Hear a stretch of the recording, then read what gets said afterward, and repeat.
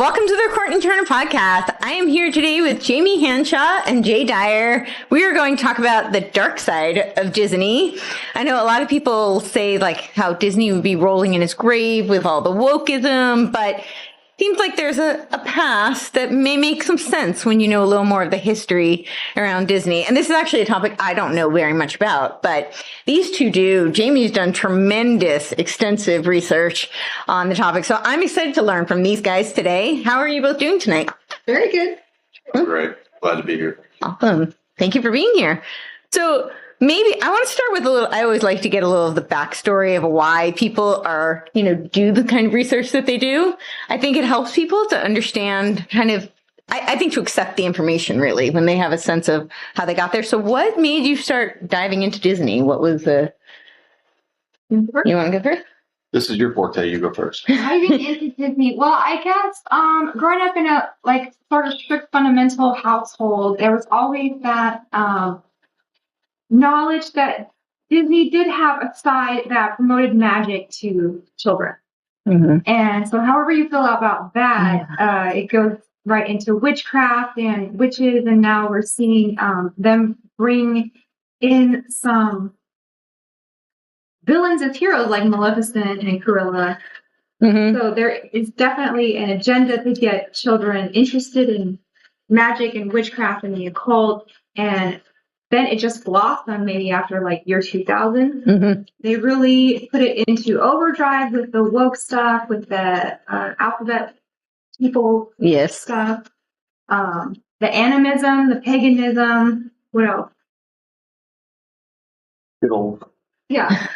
So then if you get into the life of Walt Disney himself, it becomes very interesting and you realize that the largest multimedia conglomerate in the world does have ties to the military-industrial complex. Mm-hmm. It has ties to mind control, MK-Ultra, Artichoke, Monarch program, CIA, FBI, UFOs, you name it, Nazis, all of it. Right, and Masons, right? I remember that Club 33. That one I did remember. That is something that everybody uses as evidence that Walt was a Mason, but I've read several biographies. I can tell you 100% he was not a Freemason, but he was one of the first members of DeMolay, which is the Masonic club for boys. So, Roy Disney was a Mason. Walt was not a Freemason, but he was DeMolay, and they are very sympathetic to Masons. And actually on my book, there is this picture of this little crate. And this is a picture that we took. I don't know where the camera is. Oh, there you go. Yep. Thunder Mountain Railroad. So you know how they have props and it looks like the gold rush and everything on Thunder Mountain Railroad. You have to look really closely or you miss it. It says H. Abiff's working tools. Oh, yeah. See that? I do. And you got a split and plum and the scraper, I don't remember what it's called, but these working tools of the Master Masons. So they do have little Easter eggs hidden in Disneyland of Masonic symbolism. So what is it, the Mason for the boys? That's this DeMolay? Called DeMolay. It was named after Jacques DeMolay, who was burned at the stake in the medieval times. Templars, right? Yeah. Okay. And so what is their affiliation with the Masons? How are they? Well, Masons have a lot of appendage bodies. They have Eastern Star for women. They have Rainbow Girls. They have Job's Daughters for girls. And they have DeMolay for boys. So this is just what gets you prepared to become a Mason. Oh. Or if you're Freemason, you have children, you want them to be brought up in this and enrolled in other appendage. Just like the grooming ground. Yes. Yeah, I got it. Okay. Well, I just know, as a kid, I always found all of these, fairy tales that were supposed to be, very lighthearted. This is what we're told, right? And a lot of them gave me nightmares. Yeah. Right? So are there intentionally a lot of dark hidden messages in these films? I mean, now, as you said, it's become much more overt. Yeah. But in the old school ones, were they also intending to subliminally plant some darker messages? I should say yes. Yes. I brought here the Tracker Keeper of Horrors, all my Disney notes. Trapper Keeper. I haven't seen one of those. You bought one that looks like it's from the 90s, too. It totally does. And here's an article called How to Brainwash Your Friends and Family. So this is something that they developed with the MK Ultra Monarch program to have kids sit down on LSD and watch Fantasia. And it tells you line by line what the programmer will say at what time in the movie, and this helps facilitate the programming and get them prepared for the fantasy world that their psyche is going to be. Wow. So what is it that they're hoping to, what messaging are they hoping to instill? It just depends on the particular person, what they're being groomed for. They could be for espionage, they could be a courier, they could be, beta programming. So they're just using the movie as a, template. Yeah. Okay. And as a script to set up their inner psyche to put the different alters and personalities in. So when they do this, they have like this framework. They can be a carousel, it can be a house, it can be something like that, but with different rooms and your different levels. And so the different alter personalities live inside these compact compartments in your mind. Wow. That's crazy. Yeah. Well, how successful they were, I don't know, but Yeah. it's and a lot of the psychiatrists and theorists who talk about MPDDID, they'll talk about dealing with people that have these kinds of phenomena. But I'm just saying I've read a lot of MK Ultra, but I don't know how successful they were in programming people with the retrieval powers of these different triggers and alters. But I think they definitely did it.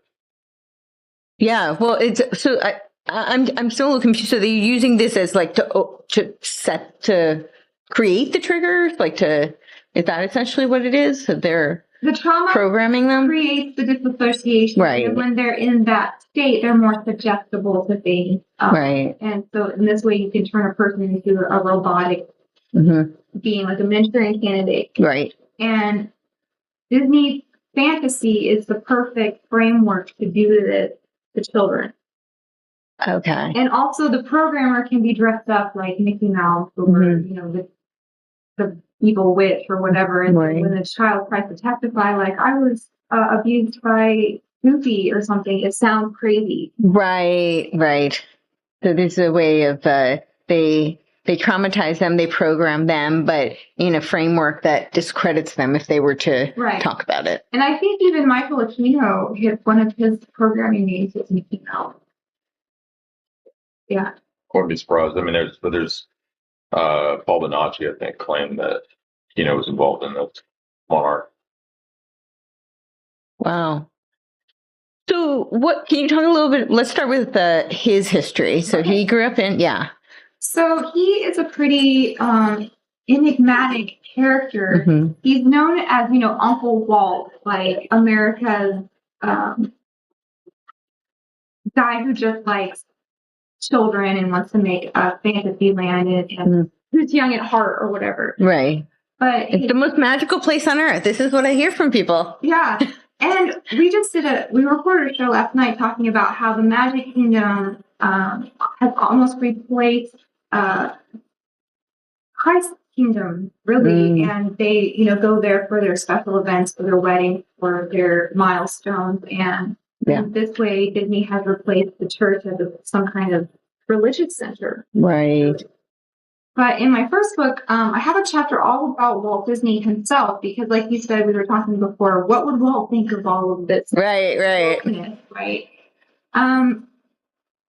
So he was born right at the turn of the century, and his parentage is kind of disputed. So, and this is something that the government used later on to not blackmail him, but get him to work with them, because they promised him that they would help him find his real mother if he became a special agent of the FBI and things like that.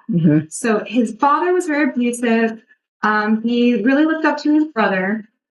He was worked to death as a child, really. He just had to take cat naps in alleys and things like that where he could. Wow. His dad was a boozer and a womanizer and a cad. Right. So he grew up in like Kansas City in that area. And well, I actually have a picture of his house right here. He recreated the barn from his home in California. And this was like his happy place. So when he grew up, he tried to run away from home by joining the army, but he was 1 year too Put the young. picture up for the camera so you can see it. Disney. There we go. Yeah. You can see it. So he joined the Red Cross, and he kind of fudged his birth certificate to get into World War I. And there he was a chauffeur for officers and things, and he would go around collecting relics from the battlefield and kind of jazz them up, make them look more war-torn, and then sell them as souvenirs. Wow. So he was really into cartoons. He was into art, animation. He, when he got out is when they started to, relocate to California. We don't have to get into all of his early life, but I just wanted to say that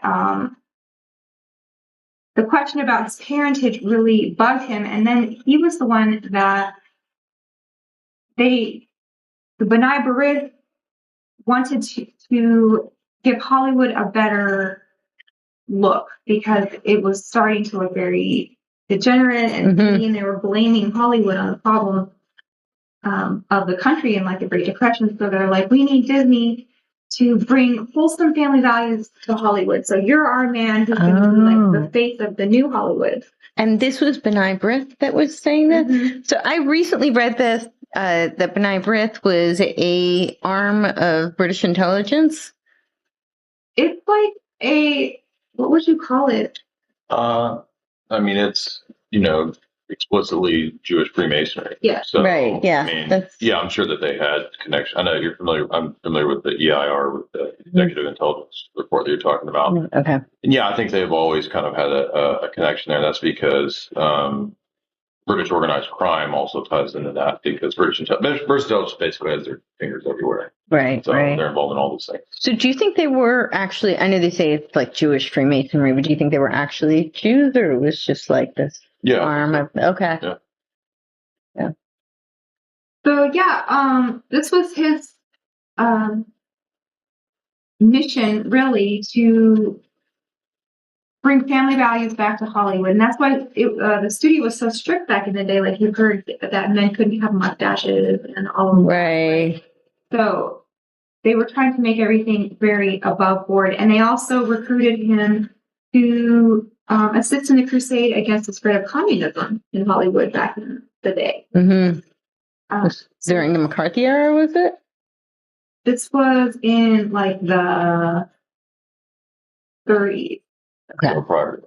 Okay. And then in World War II era is when they really ramped it up. So do you want to talk about that? Yeah. Okay. So actually back to Walt's character for a second. He actually went to Bohemian Grove in 1936. Wow. So there's something for your listeners to look into. Yeah.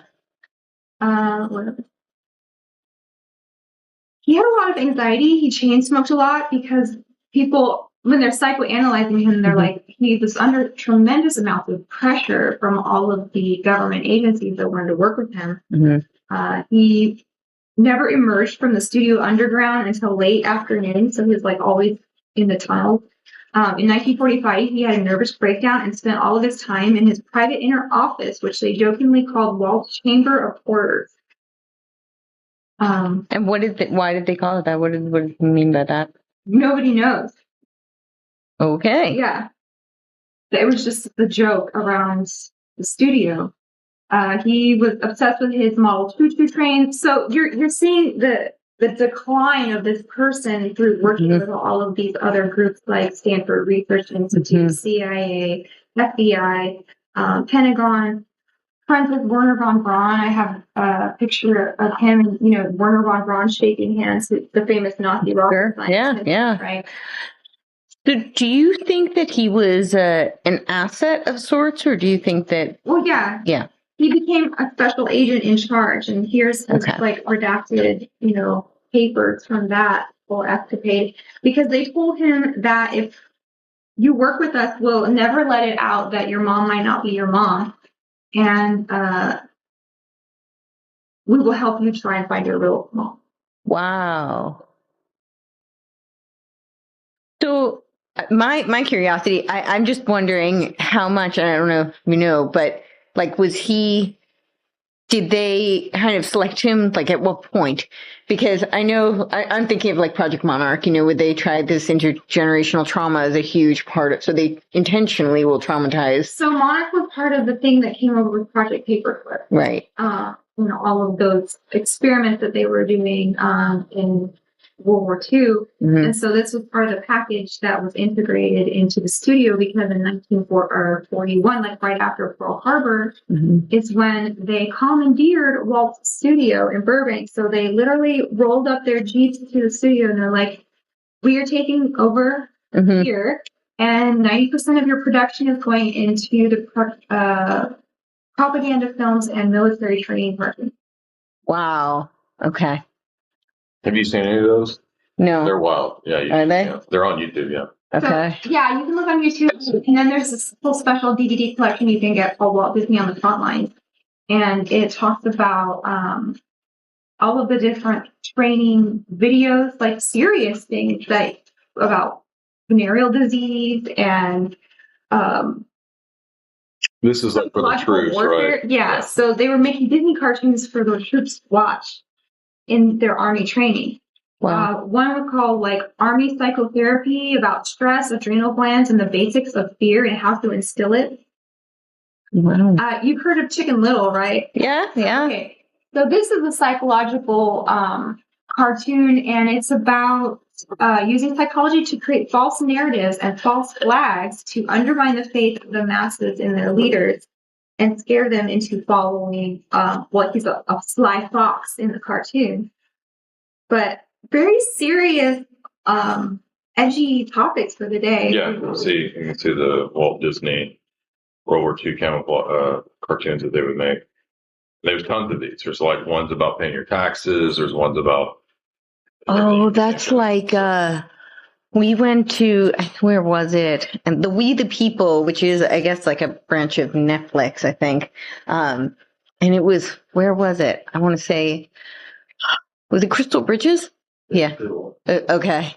Yeah. And they had this whole, it was catering to the kids, and it was all about why you have to pay your taxes. And this is, what makes you a good American is paying your taxes. There's Donald getting drafted, right? Wow. Commando Doc. Here on the cover, here you can see Donald reading Mein Kampf. So there was several cartoons lampooning Hitler and his, ethos and regime. You have Donald and Mickey being the American cadet soldiers.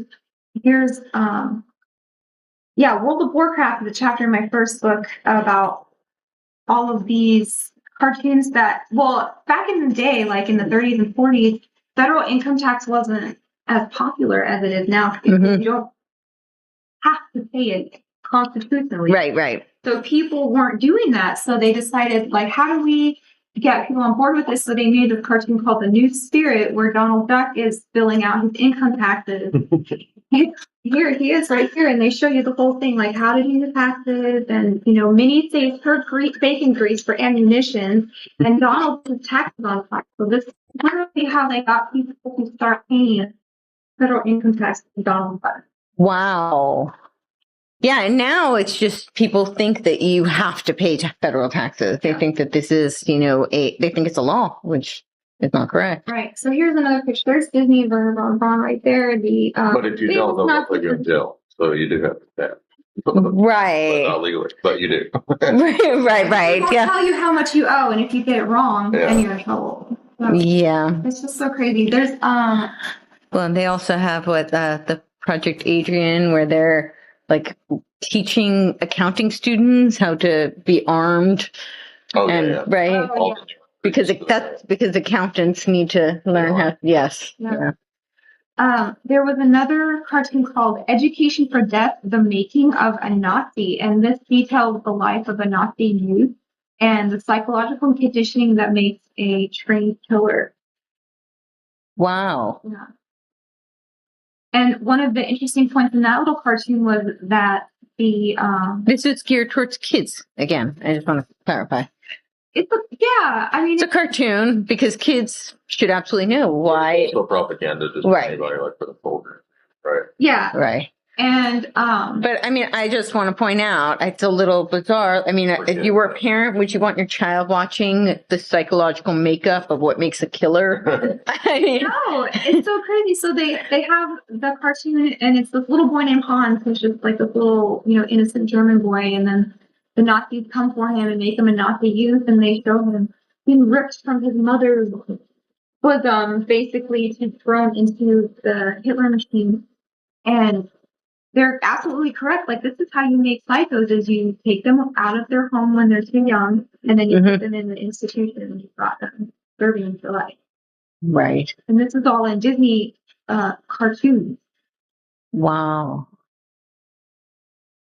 Crazy. So he was very traumatized. They were capitalizing on that in order to use him as an asset to serve their means.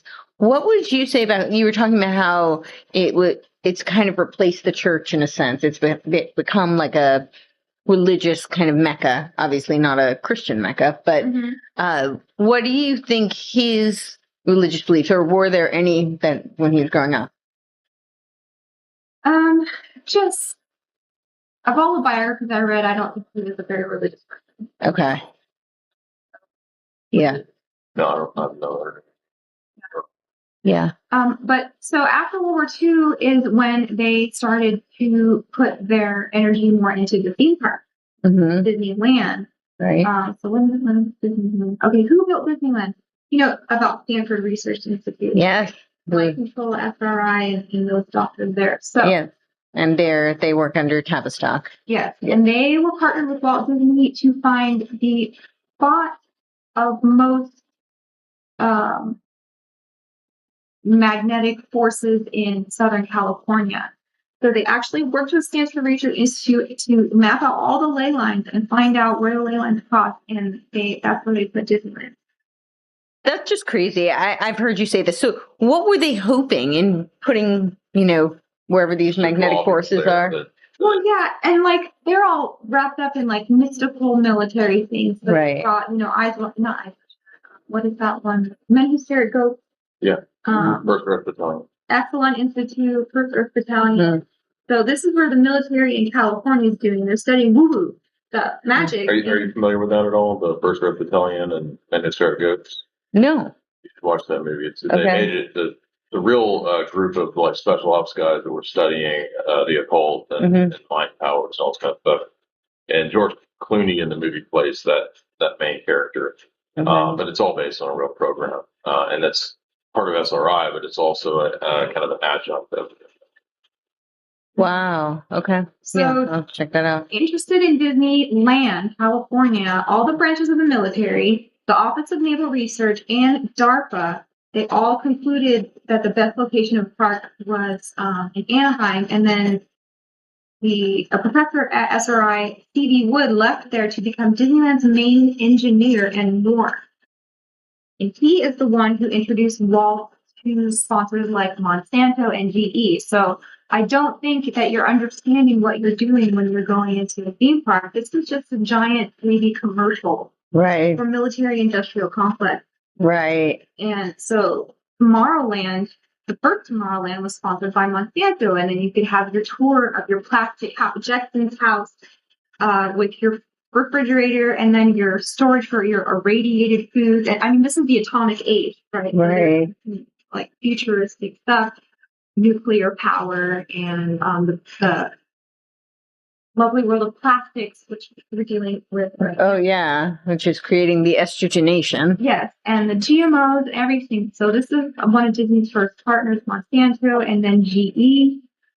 So they figured out that the Latitude 33, which Disneyland sits on, is famous for other strange events, such as Roswell and the Kennedy assassination. So that's a weird place. Where did the name, Club 33, what was the 33 significance? Was it the ley line, or? It could be that, or it could be 33 Nathan. It could be. Yeah. Okay. Which I think that's what most people assume that it was. Yeah. So the same people who invented GPS and weather radar and all of this high technology electromagnetic properties, they are also have a hand in creating Disneyland.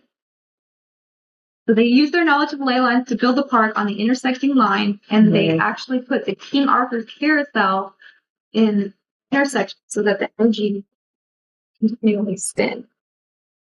And what were they hoping with that?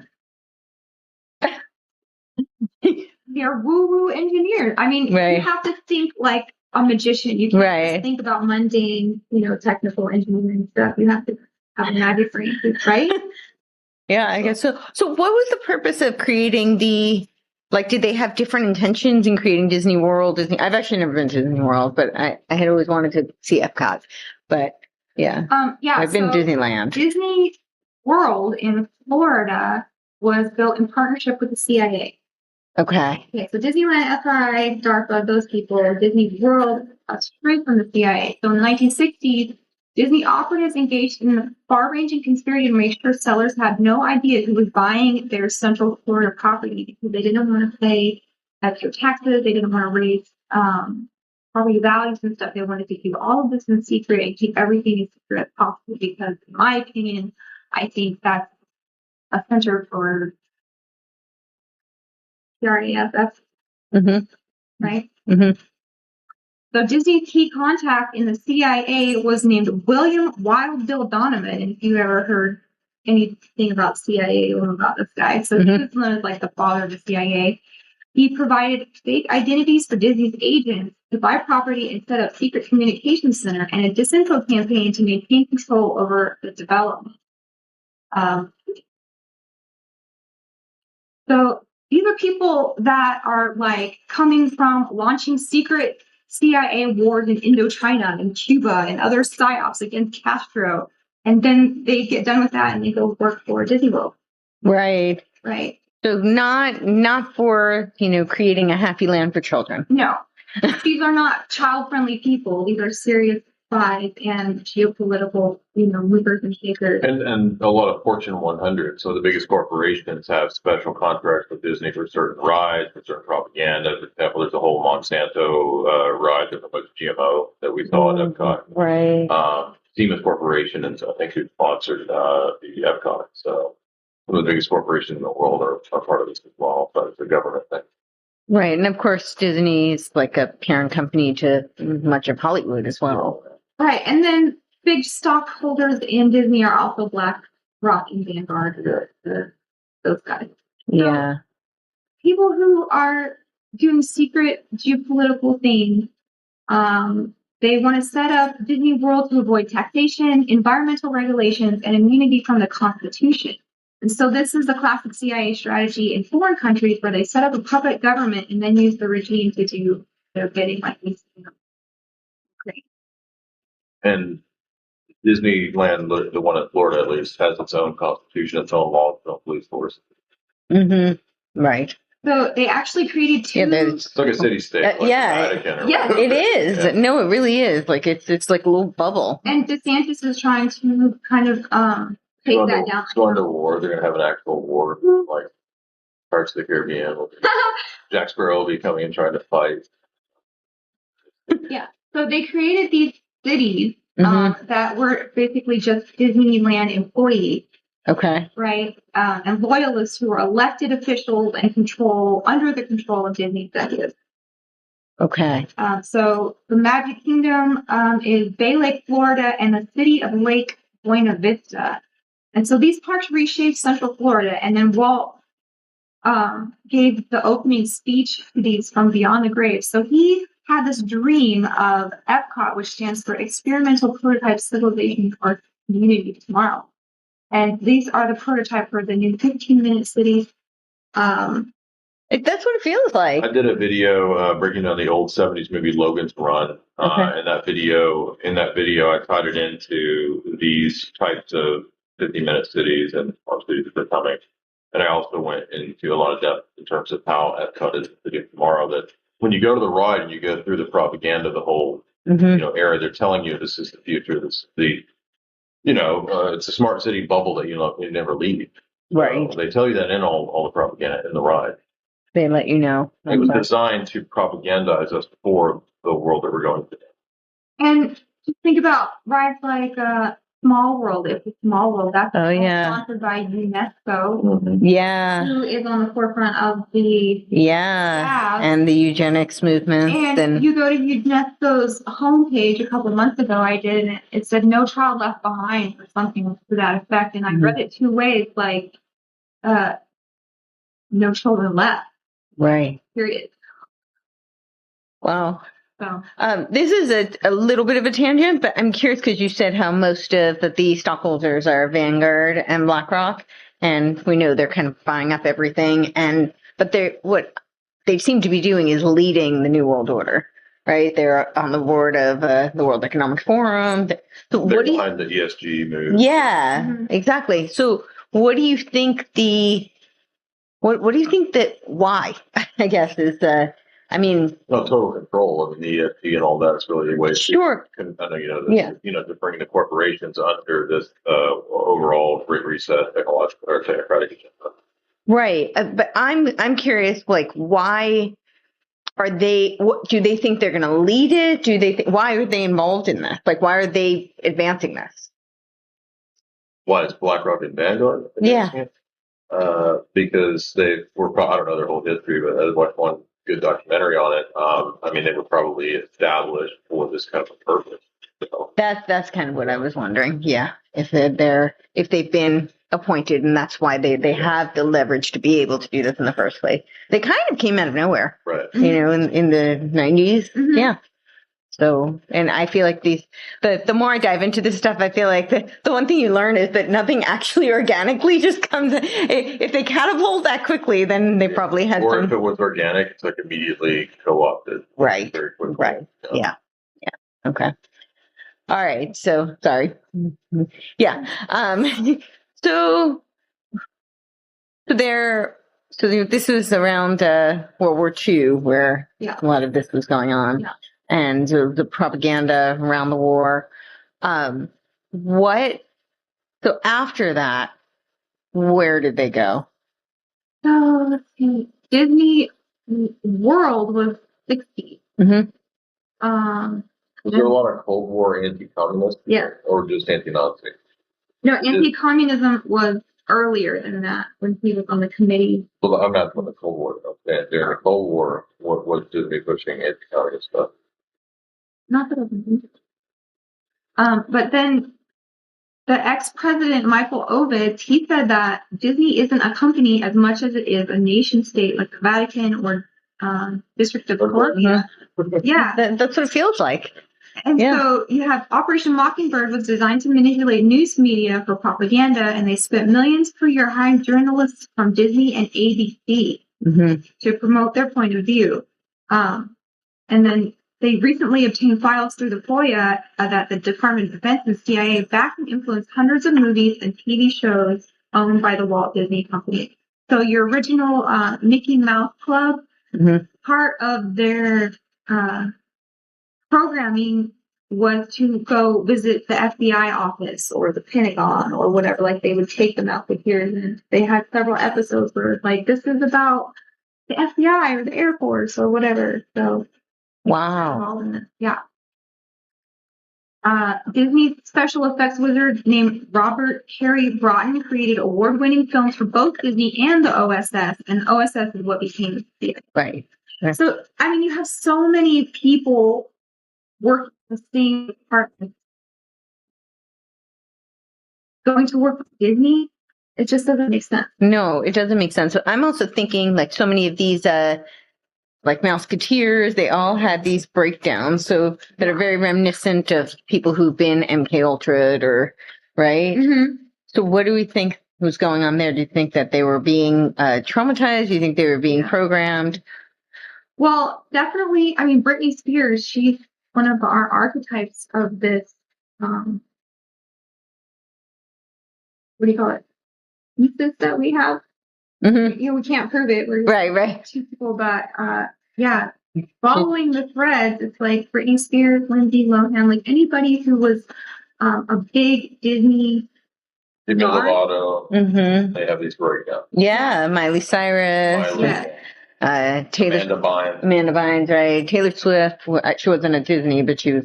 I think she was kind of in that similar. Miley was one of the first ones to make me like really deep dive into Disney because I was really getting into conspiracy theories in like 2007, 2008. Mm-hmm. And that's when Hannah Montana was like at the peak. Right. And you couldn't go anywhere without seeing Hannah Montana. I mean, I did a dumb little YouTube video where we got a cart and we went through the store like it was Target or Walmart or something. And I said, how long can we walk through the store before and grab every Hannah Montana product? Like, how long will it be before the cart is full? You know, could we fill a cart with just Hannah Montana? Yeah, right. Right?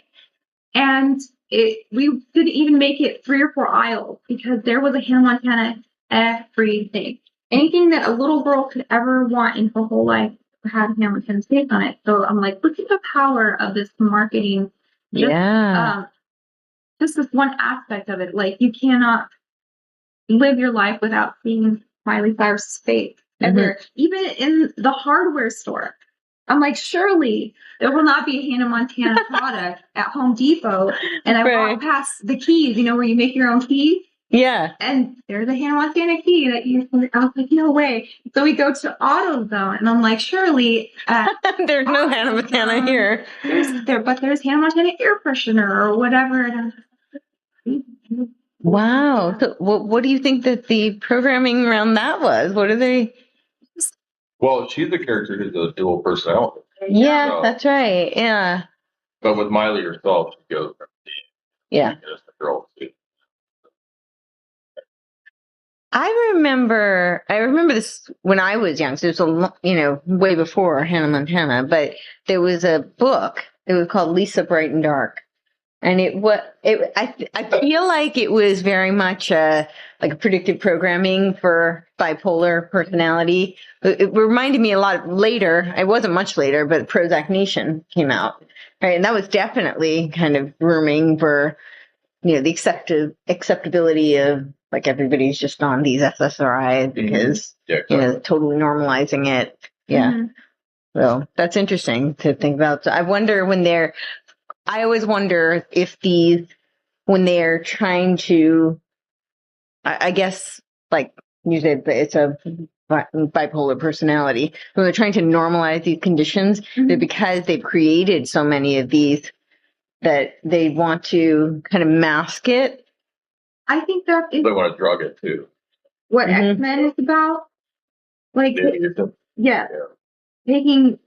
to say that this ability of dissociation is some kind of superpower. Because you can be more than one person. Well, they're doing that too. Also, they're saying that's the Ben Affleck movie with the accountant, where he's the perfect, CIA assassin in film because he's autistic and he doesn't have emotional compunction about who he killed, and so the film is actually making him into a superhero, and it ends with the idea that if you're autistic, you have a superpower, which is a problem. Right. It's not a superpower. But they did the same thing in the movie The New Mutants of Jamie Sand. The Anya Taylor-Joy character she has been abused as a child, and she dissociates and draws her power from her. So literally, it is a multiple personality, mind-controlled, sex killer. And she draws the power from her dissociative state. Wow. I also think that with the autism one, I mean, we know now they keep saying how there's going to be 1 out of every 2 children born is going to be autistic. I always wonder, though, if it's not just to, elevate that and make that, that's what that was doing. But I also wonder if it's to kind of set the stage for transhumanism. Because, because the autistic are not socially related in the same kind of a way. Yeah, they're more machine-like. Yeah. That's exactly right. Who was always on the forefront of animatronic people? Disney. Oh. I remember the Hall of Presidents and all of that. So that whole technology was something that Disney was very interested in. Synthetic people. Wow. So, I know you said you don't think that he was Mason, but he was part of this? I forgot the name of it. Demolay? Demolay. Okay, so so he was exposed to that as a child. Yeah. He was exposed to this worldview. Mm-hmm. That's I know you said you didn't think he was religious, but I would argue that that is kind of a religion, right? Aren't they taught very much like or do you not think they have? Freemasonry is not technically a religion. You can be any religion and still be a Mason. Mm-hmm. But don't it they is teach? Gnostic at its Right. core. Right. So what would you say some of the like precepts or notions that they guide you towards? That mankind, what they think is in a state of what they call a rough ashlar, and that they need Freemasonry to perfect man and make him into a smooth ashlar, which is some kind of a cube. Okay. Right? And only through Masonry do you chip off your rough edges and become this godlike man. Right. Like But it's ultimately atheistic and Luciferian. right. I would say not atheist. I would say Luciferian, right? Don't they? It's just Everyone- a you think higher they're the power same? architect. Right. That you Well, atheistic in that there's no higher power God. You're your own. You're your own God, right? Yeah. Yeah. But I was thinking you all know Harari's book, Homo Deus, is man God, right? So it seems to be that this is the view. So when I was asking like about BlackRock and Vanguard, it also seems like they're aligned with that, whether that's what they preach or not, but their actions seem to be. Just the name itself, BlackRock, is Masonic. And that makes me think of that giant black rock at the top of the UN in the meditation rooms that they pray in with a black rock. Right. And the black cube is like Saturn. I mean, I don't know how far down that weird path you want to go, but they worship a cube. They worship cube. Islam does the processions around the black cube. Oh, I didn't know that. Mecca. Oh, Mecca. Okay, yeah. I never thought about it that way, though, that it's the black cube. Yeah. Interesting. Okay. So Magical music work. Magical music. They kiss. They do? Yeah. Wow. I did not know this. It's pretty weird. And Saturn, that's like the pagan Yeah, worship. Saturn's a human sacrifice deity. Right. He's Father Time or Kronos. the Grim Reaper. Kronos. Kronos. That's Saturn. He's represented all the time. Okay. All right. Well, so not a happy place for kids again. No. Yeah. Well, now it's coming out that Disney has a PEDO problem. I'm not Walt himself, maybe. Oh, yeah. Yeah. So I wanted to get into that because one of the things that I think is making people, wake up to anything about Disney is, all the promoting, not just the wokeism, but the trans stuff. And so what's going on there? Why? So this whole place is a magnet for creepers, and many of them actually work for the company. The director of music publishing at Disney, named John Healy, was arrested on 3 counts of lewd acts and abusing underage girls. Disney VIP Michael Laney was convicted of sexually abusing a 7-year-old. Former child star Ricky Garcia filed a complaint against Toby Hart for allegedly raping him throughout his adolescence. I mean, I have a whole list of Disney people who get in trouble for this, and they hired them back. At least 35 Disney employees have been accused of SEX crimes involving children since 2006. There was a scandal involving Walt and Bobby Driscoll, who was the voice of Peter Pan back in the day. You probably heard of Victor Salva. A former child care worker was sentenced to 3 years for molesting a 12-year-old boy who acted in 2 of his films. Disney hired Salva after he was released to make the movie Powder in 1995. And then you have the whole fact that Disney is a big producer of PORN through Miramax and other subsidiaries that are used to make super cash in the PORN industry since the early 90s. Wow. So all of your pay-per-view prawn. Right. Was owned by some subsidiary? Yeah. Huh. Miramax or Miramax subsidiary. I knew Disney out there.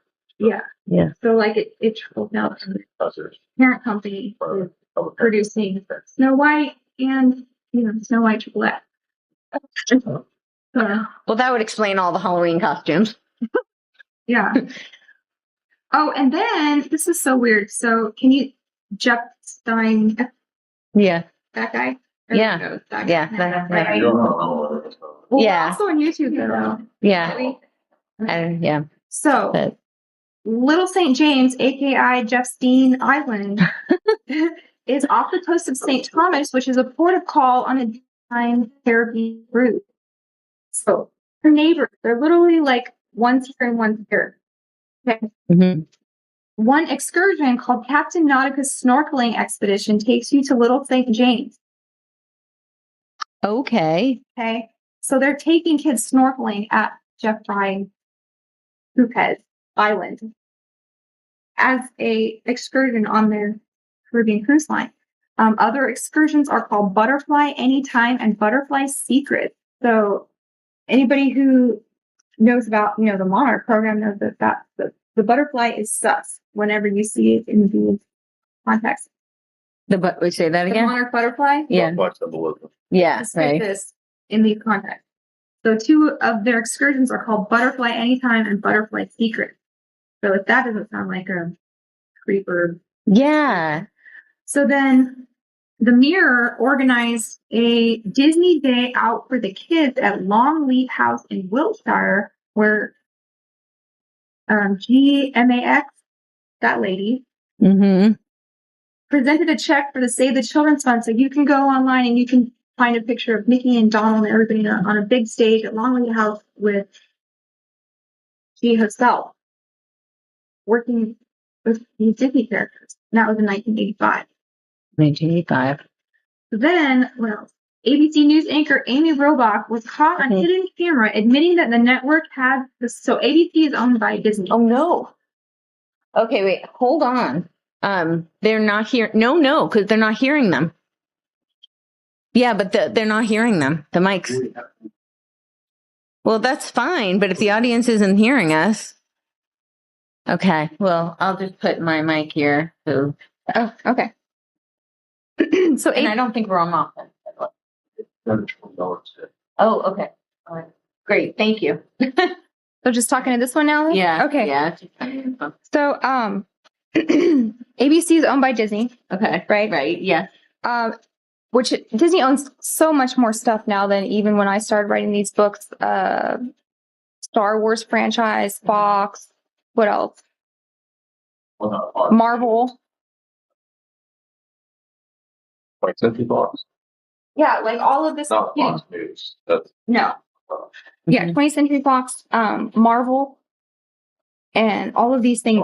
So before the whole Jeff Stein stuff came out, there was a news anchor that worked for ABC, and she admitted that the network had the story for at least 3 years before it broke, and evidence against Prince Andrew and the Clintons at the same time. So they are covering up for these people at ABC.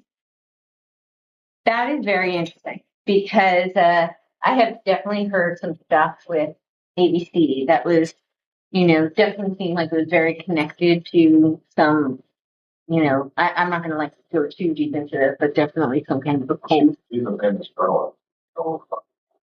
I had the whole story for years, and I was told by my corporate elites not that I can't do it. Wow. I'll send you that later. Yeah, I'd love to see that because I've heard stuff from people who worked with them that was definitely connected to some dark magic stuff. So then Disney chairman Richard Cook took trips on Lolita Express in 2002 and then became the chairman.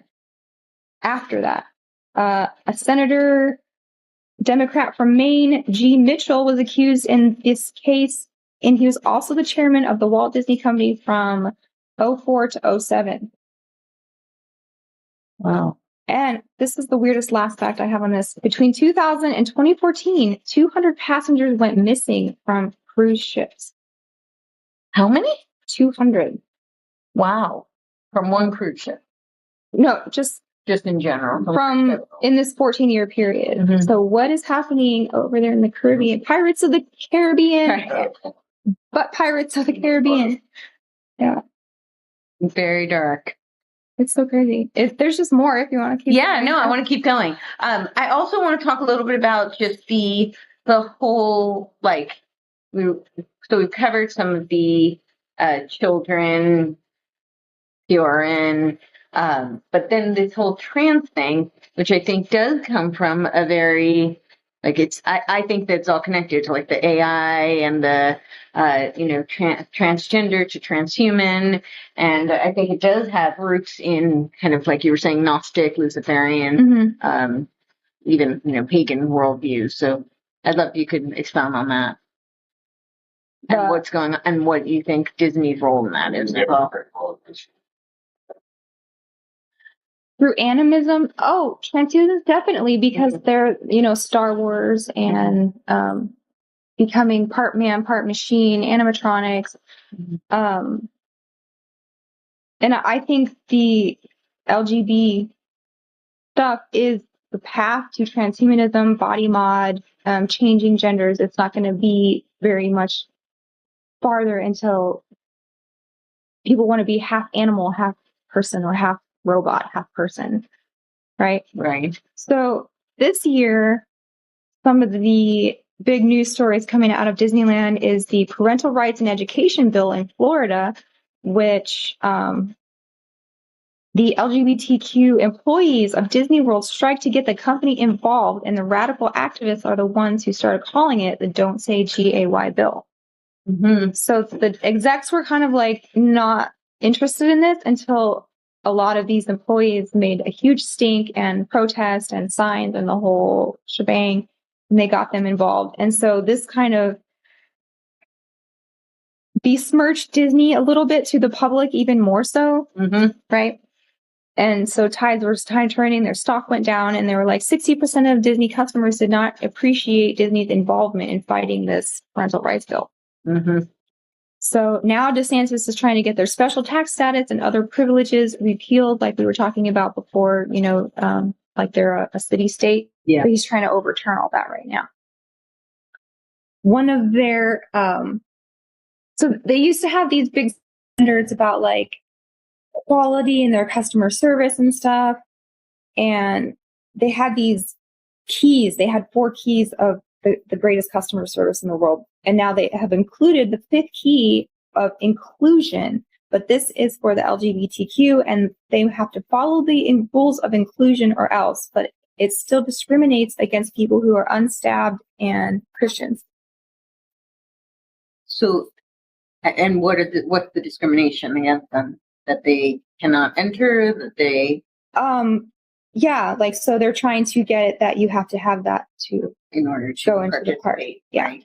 So it's very Orwellian, like this whole diversity conformity, like you have to conform to be diverse, and you have to be diverse to conform. It was also one of the first places to utilize the Pentagon and DARPA's biometrics program. So Disney in the early 2000s started with you have to biometrically scan to get into the park. That was before any other place had done it. And that was a specific Pentagon program to test out biometric scanning for everybody that comes to Disneyland. It's still there. You still have to scan your biometrics. If you go to Epcot or one of those, if you go to Epcot or, one of the big parks, I think we went in like 2008 or 9. And it was right after they had implemented the thumbprint. So you go to purchase your ticket, you give them your credit card, and then to get in the gate, you got to give them your thumbprint and your ticket. And then you walk on that big ball, the Siemens Spaceship Earth, it's called, and they take your picture right away, and then they can figure out like where you're from, because you have to tell them like, I'm from Texas or I'm from Kansas or wherever. And so they basically recorded all of your biometrics within 30 minutes of entering the park, and they have your address and everything on file from your credit card. So they know, and if you get a fast pass, then they know who is exactly on what ride at what time. So do you think they're using this as a beta test? Was it an ancillary beta test, or is it? Yeah. Yeah. And the whole thing is a giant series of experiments, mind control. But I mean, the park itself is a surveillance, experiment, mind control, all of it. Right. I mean, if you think about it when you're looking up above, and what you would see a bunch of little kids with mice, mouse heads on, running around like it's mice in the lab of the scientists. Right. In the little maze, which is exactly. yeah. We are the science experiment, and you put on your little ears to prove it, and you just run around their little rat maze. That's terrible. Yeah, And you eat their GMO food, and you're trapped in the walls of this theme park. And we were making this point last night. It's such a microcosm, macrocosm, because when you enter the park, you can't bring your own food and drink, so you have to buy what's there. Yeah. And you can't leave very easily because you have to go through the rigmarole of getting a hand stamp or whatever, and it's like such a hassle to get out and in. So you're stuck there all day. And America's kind of like that too, because, you know, with all of the illusion of choice with our corporations, McDonald's, it's Arby's, Burger King, Taco Bell, KFC, you're stuck in the theme park of America, and you can't get out, and your choices are so limited. Right. But you have this, like you said, the illusion of choice. You have the illusion that, I think that's one of the things that's so frustrating, because Americans feel like they're so free, and it's one of the things they brag about, right? And if anything, having that illusion has in many ways hindered any kind of resistance, any kind of desire to advocate for real freedom, because they're blinded by this illusion of having. Well, just vote for the other guy. Just vote harder. Yeah, exactly. So I'm curious about these, like, this seems like it is the beta test for these 15-minute cities. So what will it look like? Will they start rolling out? I mean, they've started rolling out these 15-minute cities already, all over the country. And surprisingly, I think to a lot of people, in very, what they think are like red states, and right. And some of those I think have the most egregious, actually, with all the surveillance cameras and the blue light cameras. So what do you think they're going to take from this and execute throughout? Well, one thing I want to say about the 15-minute cities is, I mean, I'm no World War II scholar, but wasn't it how ghettos were created in Berlin before the war? Like, Hitler wanted to keep the Jews in one borough, right? So he created 15-minute cities where you can't leave. And that's how ghettos were created, and that's how this whole thing started. So, like, to me, these 15-minute cities just sound like exactly like these ghettos. Yeah, which led to concentration camps. Yeah. That's crazy. Yeah, the convenience. But I think the thing that's what I notice is that with Disney, it's very enticing, right? It's this is the magical land, and it's fun, and I always say that what they do, and I think this is kind of a Luciferian model where you have to opt in, and then you're trapped, right? So it's one of the examples I typically use is I talk about like Facebook versus LifeLog, and I can't say with certitude that Facebook replaced LifeLog, but certainly, we do know LifeLog was a DARPA program that got taken down February 4th, 2004. Facebook went up February 4th, 2004. And what's the big difference between the two is that they deemed that LifeLog was unconstitutional. It's a violation of the Fourth Amendment, right? And so, but Facebook kind of does the same thing, but you opt in, and this is one of the arguments I keep making about like the UBI. They're going to make it really enticing, and that will roll out with the CBDCs. But people are going to say, oh, because, the economy is collapsing, and so we need it. And I feel like with Disney, this is a similar kind of thing where they've made it really fun. It's really cool. It's, we'll give over all our biometric data because it's so convenient, and it's got everything I need. And so my concern is that that's what they're taking. Now they're trying, I'm already seeing these commercials where they're, and the propaganda in general, just where they're trying to convince you that why wouldn't you want a 15-minute city? I mean, you don't have to go anywhere outside of this. Everything you need is right within your, right at your fingertips. And essentially you're in your own prison, but you've chosen to be. Well, he talked a lot about, you'll live in a corporate city, like you'll live in Target Town or Walmartville or Costco. I think you live in the Harry Potter world or Star Wars world. I'm serious. I think that as these conglomerations, continue to combine, you'll have entire regions where you'll live in your theme park. I played this TikTok video on my show last night, and it was the day in the life of a girl who had just bought a condo in Disney World. So apparently, I guess you can get real estate now in the Disney World. And she's like, first stop today, we're going to Starbucks, and I get my dog a puppuccino, and then we go to Target so I can pick up some new furniture for my house. And then, and Ulta is inside Target now. That makes me so happy. And then I think she goes to Target 2 or 3 times. And then for dinner, they get Domino's pizza. And the next day they get Dunkin' Donuts.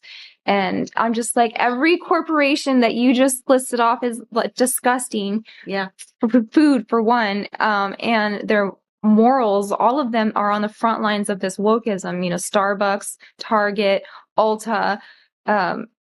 They just had this scandal where they hired all of these men to be their spokespeople for makeup. And they lost a bunch of stock from that.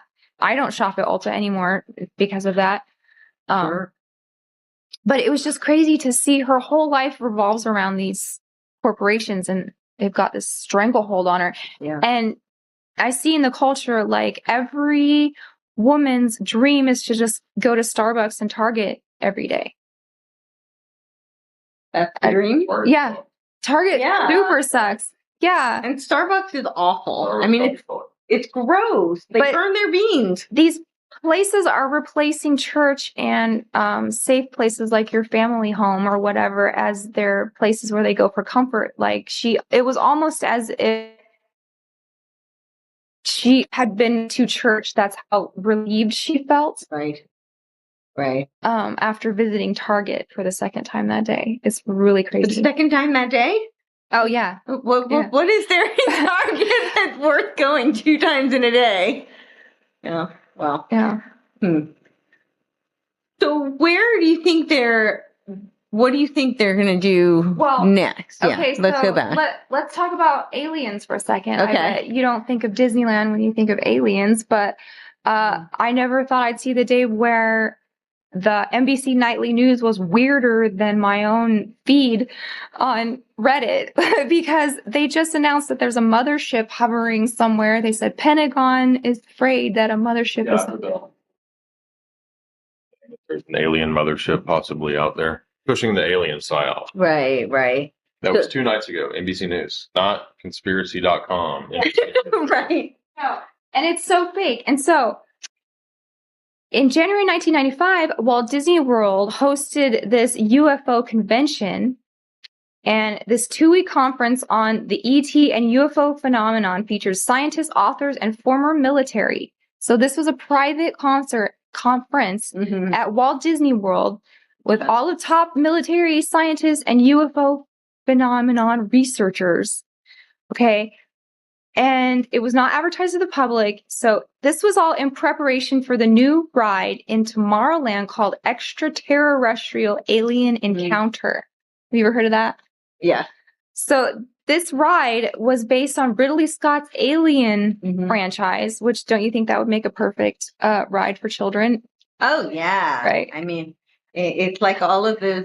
So the thing about the Disney movies is, and my mom, my sister, and I talk about this all the time. Like these movies that are targeting children, and they always have some like sorcerer or witch character or like warlock or somebody really scary that gives kids nightmares. And I mean, I know most kids I know have nightmares about all of these fairy tales. It's supposed to be like happy fairy tale, but it's so dark. Yeah, so this ride actually closed after 2 years because it was too scary. Right. And they toned it down even twice. They were doing beta tests and the kids would all come out crying like, ah. And so they're like, we'll tone it down. And it was just still too scary. But they made a documentary to go along with this ride as a promotion for it. And it is the craziest thing. So like, I don't even know what it's called because it didn't air, but it was like a Sunday night family special that they made, but it didn't go. But you can find it like Lost Disney Alien documentary or something like that. Okay. So in it, they claim that intelligent beings are beckoning mankind to join the galactic community. Now that we have discovered nuclear power, we have caught the attention of the other ghoulies floating around, and now we are advanced enough to learn that we are not alone in the universe. Okay. Mm-hmm. So they referenced the federally funded 1960 Brookings Institute report that warned the public that the discovery of life in space might topple civilization if faced with a race of superior beings. So they weren't ready for this in the 60s, Right. but they are ready to topple it now with fake alien invasion, right? Yeah, of course. They've done all the programming. Especially the past couple of years with all the so-called declassified alien files and blurry videos, which are all terrible. But it's been pushed heavily by mainstream media for big time in the last 3 years. Yeah, We've done, I think, probably 15 podcasts on alien psyop in the last 5 years. So what do you think the intention is? I know there's that very famous video with Reagan talking about how, right now what we need is like the alien invasion to get everybody to unify so that they realize we have a common enemy. Yeah, and a space force. So they want a space force, and they want humanity to unite under this false enemy. Right. I think people overlook the Disney role in that. You think about other Hollywood entities, but Disney has a huge role in that. And that's why I put in my first book an entire chapter on almost 80 pages on the promotion of the alien mythology. And now it's rolling out. So yeah. So in this documentary, he says that Disney Imagineers have designed a way to prepare humans for their inevitable alien encounter. And he's talking about the ride. So it's just kind of funny. Like, these are terrifying beings that come and suck your brains out. And this is what Disney is preparing you for via the ride. UFO alien encounters. But I mean, then you have the cartoon like Lilo and Stitch. That's an alien movie. What else? Yeah. Mars Needs Moms. That's a weird alien one from Disney. Right. Do you remember that movie? I do. Yeah. It's about like how they throw away the boy babies and make an army of girls. Right. So kind of like the opposite of China. Yeah. Yeah. Yeah. And it's weird because the girl soldiers, like, it does have like an Asian flavor to it. Interesting. Yeah. Have you ever heard of that movie Escape from Tomorrow? I have, yeah. So I got notes on that if you want to talk about it. Yeah, It's pretty poignant, and he's got a chapter on it in his, which book is that in? Oh, it's on the website? Yeah. But I'm quoting him, he said, "This is an occult-themed mind control operation targeting the nuclear family." So that's what Disney is. Yeah, I think that makes perfect sense. I think now we see that much more. It's they target, and especially with how they're so overtly coming out with all the things that are anti-nuclear family. But just the fact that they capture the kids. So now you have your kids who are captured, and they're going to be kind of blindly leading whatever, messaging. And pay attention to their language too, because they say things like, we're here to capture your imagination. We're imagineering the world into existence. And these are like the esoteric hermetic things that they're dropping inside of the rides that most people, it just goes right over their head. But if you know what you're listening to, you're like, holy crap, they're telling us that they created everything. One of the MPL doctors that's lesser known as Dr. Gregory Bates, and he had a famous comment where he talked about one of the best ways to control man is to capture his imagination. I think that Disney played that role for the control and capturing of the American imagination. Yeah, that's exactly what it sounds like. I'm curious, you were saying about the Space Force. So, a lot of people think that, Trump is going to be like the savior, and but he created the Space Force, right? What do you think the role of that is? Honestly, I don't believe in aliens from outer space. Right. I don't think we're going to be under attack from a mothership. I think if anything, it would be interdimensionally. they're not going to cross the galaxy and then get shot down over Montana. Like, that sounds retarded. Right? Yeah. Right. So, I think Space Force is just part of the Air Force, is part of space comm. That's like the aerospace. So I don't think it's had anything to do with going to other planets. People have all these, kind of fantastical speculations. I think it's just part of the surveillance defense apparatus, which is, basically trying to control the world. Yeah. Skynet, basically. Right. Well, I also feel like, I mean, this is kind of how I feel about NASA, but I think with familiar with Operation Paperclip, I feel like it's a big money laundering shell. That's a big part of it. Yeah. And I think Space Force would be as well. there's a ride in Epcot, I think, called Mission to Mars. It's so realistic that it's realistic in terms of how it feels. Yeah. It looks like 90s GI.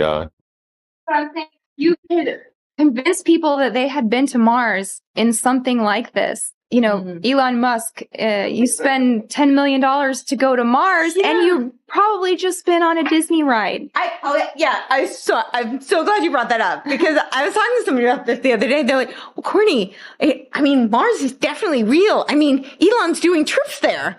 And I was like, you're, I know. I'm like, they do have like virtual reality, and you don't think they can't, like, they have holograms that feel, real. So been to the moon. We're not going to Mars. Yeah. Grow up. Yeah. Bursting all the bubbles. Yeah. But so this movie, Escape from Tomorrow, it's a 2013 independent film, and it's so interesting because they filmed inside Disney World, but they did not get. To me, that's impossible. There's cameras everywhere at Disney World, so. Well, they didn't have permission to film in there. And that's the story. Oh, okay. Supposedly. I don't believe that. Okay. Mm-hmm. How can you film a movie in Disney World without, there's surveillance cameras everywhere. So what I'm saying is that they probably did have approval to make the movie. That's probably a marketing line. Yeah. I would agree. So, this is about the nuclear family that's under attack. So there's a mom and a dad and a boy and a girl. Okay. Right? And they are at their vacation in Disney World. And the opening scene is the dad's on the patio of the hotel, and he's just lost his job, but he can't admit this to his family because then they'd be sad on their vacation. Right? So the boy comes up and locks him out on the patio and then crawls back in bed with the mom, and the dad can't get back in. And this is like setting the tone for the whole movie.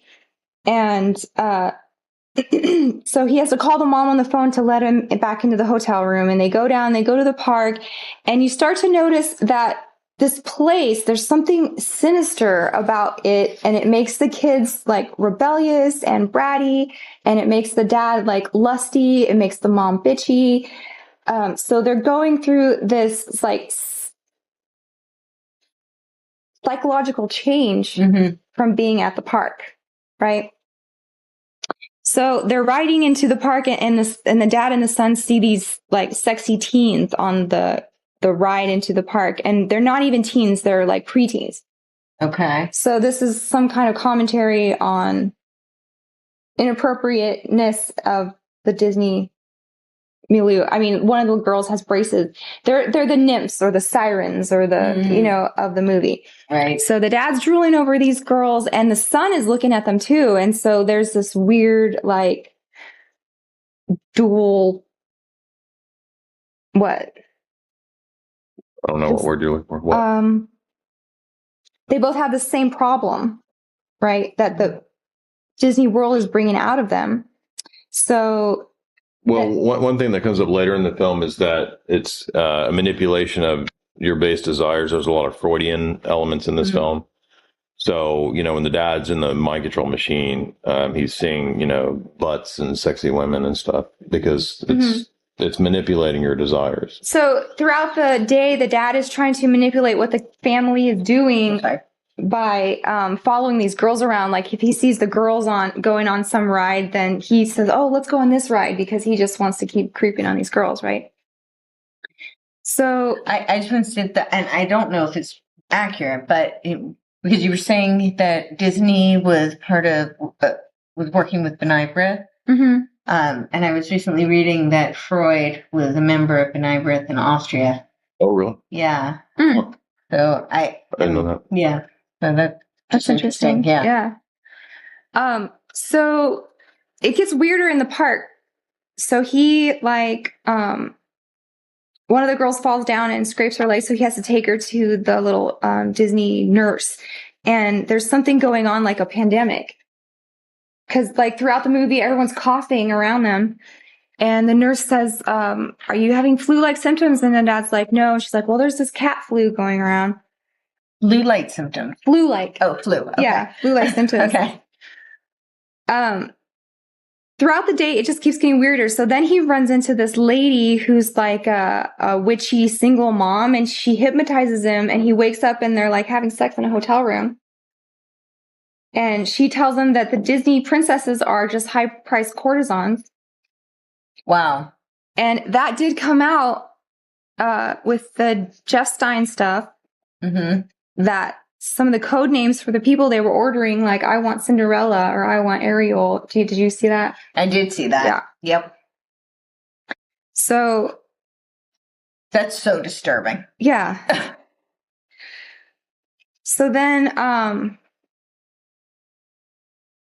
the mom starts catching on to the evilness of the park, and she sees the girls that they've been following all day, or the dad has been trying to follow all day. Mm-hmm. And one of their faces looks very demonic. Right.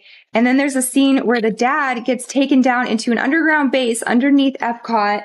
And they said that Siemens has been doing these mind control experiments since you were a kid and you were part of this. You came to the park when you were young. So they've been following him throughout his life. And whenever he visits the park, it's just a very weird sci-fi type movie. Right. But it has all of these little Easter eggs in it, like the scientist is an android, the mind control scientist, when he finally escapes from his underground holding and he kills the scientist. It's actually a robot. So you just have to watch it, because there's a scene where the weird lady, you come to find out she's an aged out Disney princess with mental problems who dresses her son in princess dress. Just as her son. So, yeah. So they're alluding to high-priced courtesans and child TRAFF and cross-dressing and all this mind control stuff. Mm-hmm. So I recommend it. It was a really interesting movie, because when he's in the mind control experiment pod, the images in the chamber give the impression that his mind control is through sex. Right? And then he actually ends up dying at the end in the hotel room, and he's a sort of ritual sacrifice. And then when the hazmat crew he dies of the cat flu, and the hazmat crew comes to clean it up, and they take the dad away, and they work for Disney. They're the Disney cleanup crew, right? Mm-hmm. And throughout the whole movie, the son has been trying to get on the Buzz Lightyear ride, and he could never get on it. And the hazmat guy taps him on the forehead and gives him a false memory, and takes away the memory of his dad dying, and replaces it with the memory of him going on Buzz Lightyear. So it's really weird. So it's mind control. Yeah. Yeah. Wow. It's a really strange Disney movie. Yes. Well, it's not technically a Disney. No, it's not. It's a movie about Disney. It's about Disney. Yeah. But what do you think do you think they're trying to harken to what Disney really is, or do you think I think so. I definitely think those people who wrote that had been listening to a lot of conspiracy theories about Disney. Okay. Yeah. Yeah. Good. I'll have to check that one out too. Interesting. So what do you think will happen next? Where do you think the plans are? Because they've gone pretty far, and just when you think that they can't go any further, they do. So Disney is and they've also really lost a lot of, they've lost a lot of stock. A lot of people have boycotted them. So where do you think they're going to go from here? Maybe they'll go out of business. Well, that would be great, but DRAG shows on Main Street Disneyland. Are they doing that? Maybe. She's saying maybe, what are they going to do? And I'm like, well, that's the logical next step. Right. I mean, even the character of Ursula in Little Mermaid was based on a famous DRAG queen. That's right. Yeah, I you forgot can about totally that. see that. Yeah. Yeah. That's just exactly what Ursula looks like. Mhm. Yeah. Yeah, 'cause I feel like oftentimes you would think that they would pull back, yeah, so they don't go out of business, but they do the opposite. They they run even further and they go to kind of the end Mhm. and then double down so that. Well, they just got caught. You saw that where they leaked their Zoom calls to each other. Do you remember that? Yeah, that's where they were saying So ramp up the trans and gay. yeah, For so the poor Right. kids. Disney president of entertainment, Carrie Burke, was the mother of 2 queer children and 1 transgender, and the other was pansexual. She thinks they don't have enough gay leads. She announced 50% of all Disney characters will be LGBTQIA in the future. This is what led to the boycotting and the collapse in stock was this Zoom call. And then another producer got caught on the Zoom call, LaToya Raveno, producer of Puppy Pals, Super Monsters, Rise Up and Sing Out, saying she adds queerness wherever she can and nobody stops her. What is so we talked a little bit about it, but where is the connection between this whole transgender to AI, that merging? Like, what do you think that's all about? Your thoughts on that? Where is the merger between? Why are they pushing it? Why do they push the transgender so hard? And why, how does that lead us to the transhuman and the AI? Because if you can get people to deny fundamental reality, they'll do anything. So I see it as an extreme form of mind control. If you look at the trans agenda, that was largely championed by Tavistock. Tavistock is, the one time people finally knew about them because there was all that backlash and they had that lawsuit. Mm-hmm. Yeah, because usually they're kind of like a shadow operation, right? And they're the origins basically of all psychological warfare studies out of World War I, shell shock, and then that leads into mind control, Rockefeller grant for all the Tavistock stuff. So they're a big part of this in terms of getting people. It's just mind control to get them to fall into line with the overall agenda of the technocracy, which is to rewrite humanity, posthumanism. That's the end goal. That's all of everything is about that. Yeah, it does seem that way. Mm-hmm. Yeah. And trying to make it so that nobody can have children the natural way anymore. Yeah. So what are your thoughts on, and this isn't really necessarily Disney, but I am curious, both of your thoughts on this, that there is this major push for all this artificial kind of creation of life, right? The ecto-life pods, where they call them babies when they're in the ecto-life pod womb, quote unquote womb, because it's not really a womb, right? It's a synthetic encasement, but then they're babies, whereas if they're in the mother's womb, it's a glob of fetal tissue. That's right. Yeah. And then there's, of course, there's a lot of promotion of the trans using as surrogates or donors. And so I'm just curious your thoughts on all of that, because on the one hand, there is kind of this depop agenda, but then when it comes to some of this synthetic or unnatural promulgation or procreation of life, they're really pushing very hard. Right. So I think that they're not at the point where they want to destroy all human beings, and human beings still serve a function. And, that's covered in Brave New World, where you have humans that are born via the hatcheries, and they want to be able to. So in other words, they need several more generations of experimentation to get to the point where humanity can be overcome and perfected for, transhumanist immortality. So they're not at the stage where they want to totally get rid of all the humans right now. Depopulation means depopulation of humanity the way it has been, and population in terms of how it's going to be with what the elite determine. Yeah. What are your thoughts? I just thought about this little Disney short about family planning that you can look up, and it was good point. I'm glad you remember that. it had this little Mexican family, and they're like, don't have too many kids or you'll be poor. And they were trying to eradicate like. Well, it's part of eugenics. I mean, Disney was pushing eugenics. But it was pretty racist too, because they were saying like Mexicans have too many kids, and then like we don't want Black people to have too many kids. So like let's limit these to 1 or 2 kids, so that there you go. Ooh. What's it called? Family planning. Disney family planning. Yeah. So look up that one. Okay, Disney family planning. Mm-hmm. And was Disney connected to the eugenics movement in any direct kind of way? I mean, Small world. Yeah, right. UNESCO. Right. Yes, So, UNESCO for sure. There you go. Yeah, for sure. We went on this ride, the Chiquita banana ride, and it was all about like hydroponics and GMO Monsanto's food. ride. It's GMO. That's what I mentioned that earlier. Yeah, the GMOs. Yeah, that's definitely. Well, yeah. This is soft. Do you have any other things you want to guide us through? I'm wondering. I don't know. I'm going to look through just to see if there are anybody in the chat who wants to ask questions. To welcome them. Let me see how. Do we have super chats or anything? We don't. Okay. I need to figure out how to do that. I am just learning how to do all this live stream stuff. So that would be awesome, but I don't know. Okay. The volume question. Yeah. So we have a bunch of people watching, but yeah, guys, if you're watching and you want to ask any questions, we are here. Let's see how do I get this on.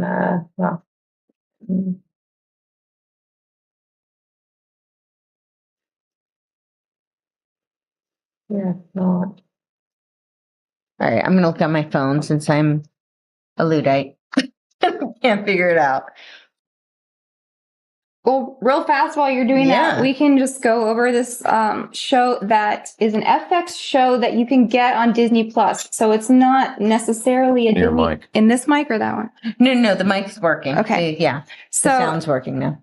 If you're not careful and watching exactly what all your kids are watching on Disney Plus, they might come across this show called Little Demon 2022. And it is about a cartoon about the Antichrist. So the opening scene is a pregnant witch was going to unalive her baby as soon as it was born, but it was born a girl, so she decides that she can keep it. And basically, the mom had a baby with the devil, and this is this teenage girl who has to go to high school, and she has not yet found out that her dad is Satan. This is a cartoon on Disney Plus. Wow. So the mom's dropping the girl off for school, and I mean, this is within the first 5 minutes. Mom tries to feel her breasts, what she calls her rosebuds, to see if they're tender and if she's getting her menstrual cycle yet. And so the girl goes into the school. She feels invisible, that whole trope, like. Right. She gets her period at school, which is a very witchy thing to do. And the bullies come in and they call her Bloody Mary. And she has this psychotic break from embarrassment. And this is where her demonic powers are born. She has this like possession. She turns into a Carrie, like, Stephen King's Carrie, kind of, or like the Hulk, or a combination of those. And she kills her bullies. So her period has summoned her father, Satan. And the mom has been using magic this whole time to keep her away from her dad. So it's a story that you can identify with if you're a child of divorce. Right? Right. In some ways. But it's all about, Lucifer and magic and everything. And the Satan character is played by Danny DeVito. So Satan the dad, he comes in different incarnations, and he lives in the metaphysical realm, he says, which he calls the port authority of the universe, which is like the crossroads, where the devil lives, right? He doesn't live in hell. He lives in the metaphysical universe. At one point, the mom has to get naked and do a ritual to go into the metaphysical universe to get her daughter back from her dad's house. And she is like super muscular with all of these occult tattoos. You can see full frontal cartoon nudity, but the mom is more of a Baphomet character because she's got the masculine, muscular body, but also breasts. I mean, it's got everything in there. Right. And it's called Little Demon. It's called Little Demon. And the point of the show is that the dad, Satan, wants to merge the realms of Earth and his metaphysical universe, and he needs his daughter, the female Antichrist, to do it. Whoa. Yikes. Right after you said Antichrist. I know. Yeah. Wait, I don't know if you guys can hear it, but the thunder was really, really loud right when she said that. I know. Yeah, that was creepy. So I was just kind of like blown away that this is a cartoon for one, and that you can get it on Disney Plus, and like if it's rated R or whatever, it's an FX show, but you know, if you're not being super vigilant about what the kids are watching. Yeah, so it is rated R. Well, I don't know if it has a rating. Okay. But like. But it is a cartoon, so it's geared towards children. Yeah. And but again, it's not quite what you would think. One thing I wanted to ask when you're talking about like I remember this when you were talking about like the Mickey Mouse Club and the Disney kids. There's the Nickelodeon kids also. Mm-hmm. Yeah, what's the connection there? So just the name Nickelodeon, I write about this, I think, in this book right here. Okay. Where is it? Nick, right? Before cameras, they had Nickelodeons, which were basically just old-timey peep shows. Okay. And these were like low-class, scummy things that you would find on a boardwalk or something like that, where you put your nipple in, you see a dancing lady. Mm-hmm. Okay. And in the very beginnings of Hollywood and the inventions of the cameras, they were using them for PORN, and it gave the whole industry a bad reputation, and that's why they had to move it from New Jersey to California, and also because of the sunlight. So because, the West Coast gets way more sunny days than the East Coast, and that's how the cameras would work. But so even the word Nickelodeon was, a old-timey peep show, and now it's famous for dropping goo on children. Yeah, the slime, right? Yeah, the green slime. Yeah. And they used to sell it. Yeah. Yeah. And they used to sell this like little, like Play-Doh, only it was green slime. Yeah. I just think all of this is PEDO stuff. Mm-hmm. Secretly. Yeah. And even Nickelodeon employees have a bad reputation, just like that card I read about all the Disney employees that have scandals. I mean, Nickelodeon also. Mm-hmm. And yeah, so I would say Disney and Nickelodeon are both of the same. Do you think that that is just part of their weird kind of a perversion, or do you think that, or both, I guess is the question, or do you think that it's part of a leverage for blackmail? Both. Mm-hmm. But I mean, at the very top of the pyramid or the bottom of the goo or whatever, the loam, it's controlled by principalities and powers and demons and the devil that controls all them. And what they want to do is hurt God. And the easiest way to hurt God is to hurt children. Right. Right. Right. And this would be how they do that. So yeah, they're literally at war with God, and that makes children the prime target. Right. So what would you advise people to do? Because I think a lot of parents feel, and this is just like kind of like a practical question. I think a lot of parents, one, don't want to see this stuff. Disney is just a happy place, and they don't want to be informed of this at all. But some, I think, are, especially now, it's really hard to avoid it. So, but what I hear from a lot of parents is, all their friends are, watching Disney, going to Disneyland, Disney World, and, that's, they go to the cruises, they go on vacation. And I think they feel like their kid is going to be left out, and it's kind of unavoidable. Mm-hmm. So it's brain control is toxic, so it's worth being an outsider rather than, having yourself ruined. So, yeah. I think individual Disney movies if you watch them and you pre-approve every, like, I'm not gonna say Mary Poppins is an evil movie, or, you know, It's the cartoons and all that stuff today, not old stuff. yeah. But even in the old stuff, like Bambi has Some propaganda. Propaganda that will Anti-hunting, become, you're not supposed to hunt. Yeah. but would also become like what is now like climate change and stuff like that. Mhm. So paganism, Environmental message. yes, that was what Rescuers Down Under was about too. What was your question? What do you do? You just have to be super comb through it, you know, like what's an innocent Disney movie I can think of? I don't know if there are any. Fox and the Hound. Or, yeah. But some of them are super traumatic, like Old Yeller. Like, Yeah. is that for kids? I don't know. That's Well, I mean, honestly, even Snow White was pretty traumatic. Mm-hmm. Yeah. Mm-hmm. I don't think, yeah. I haven't seen it in so long, I don't remember how it, but I mean, yeah. Yeah, it was dark. So, I don't know. I mean, even Cinderella, I think, has, yeah. Well, one of the overarching things, and I write about this too, is how they portray women in their phases. And so, like, for lack of a better way of explaining it, you have your maiden, your mother, and your crone phases in your life. Mm-hmm. And the Disney movie is focused on the women only in their maiden, and in their motherhood role, they're usually dead. Like, why don't all the princesses have mothers?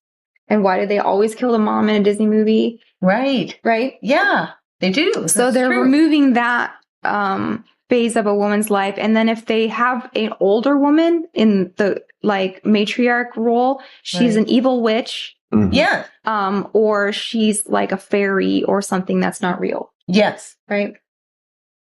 So there's one psychological something that it does to it's a kids. program, for sure. I write about princess programming in this book, actually, and how in the 2000s they really ramped up this whole, like, Disney princess as its own thing. Yes, they did. Right? Yes. And this really led to a lot of narcissism in girls. Yep. Mm-hmm. A lot of materialism, a lot of bolstering the economy through acting like an entitled brat and making your